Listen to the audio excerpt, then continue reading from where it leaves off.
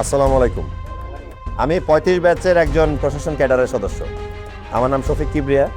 আমি এখানে নতুন ইউনিয়ন হিসেবে জয়েন করেছি।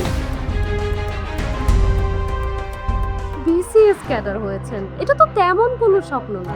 আপনাদের মতো অনেক সাবেক বিসিএস ক্যাডাররা আমার হাজবেন্ডের অফিসে জব করে আর আমার হাজবেন্ডকে স্যার বলে সম্বোধন করে। মানুষের ছোট ছোট স্বপ্নগুলা অনেক বড় হয়ে যায়, ওই বড় স্বপ্নে মানুষ বিভোর হয়ে যায়। ইউনূস সাহেব কেমন আছেন?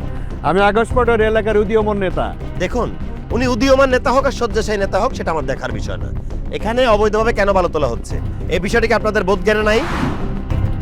এসব অবৈধ প্রস্তাব নিয়ে আমার কাছে আসবে না, কোনো লাভ হবে না। অবৈধভাবে আপনাকে কাজটা পাওয়াই দিব, কন্ট্রাক্টর কোনো কাজ করবে না, এদিক ওদিক করে যার ঘুষের টাকাটা তুলে নিবে, কাজের কোয়ালিটি হবে খারাপ।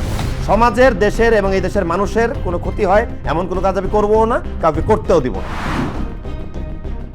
আমার স্বপ্নগুলো ধরেন খুব ছোট একটা ঘর, একজন সাধারণ মানুষ যার হাত ধরে পাড়ি দিতে পারবো আমি বিশ্বপথ। তোমার কথা শুনে আমার তিথির কথা খুব মনে পড়ে গেল। তোমার দিদি কোথায়?